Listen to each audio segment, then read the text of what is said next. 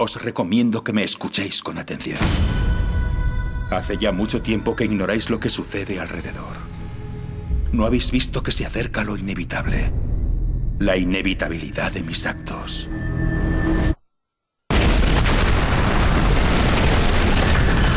Quiero que encuentres al responsable y le detengas de una forma o de otra.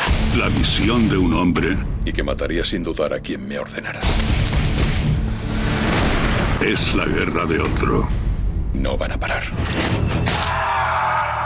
Ni yo tampoco. Voy a encontrarlos a todos. Hemos entrado en el reino de la guerra y yo soy un soldado. ¡Arriba las manos! ¿Quién coño eres? ¿Para quién trabajas? Quisiera pedir perdón por un espectáculo que realmente era inaceptable. Se produjeron contenidos de carácter inapropiado para el público infantil. No se puede jugar con el enaltecimiento o la apología del terrorismo en ninguna circunstancia, en ningún lugar. En marcha. ¡Corre! Nuestra mayor amenaza Habla. está entre nosotros. Amenaza terrorista.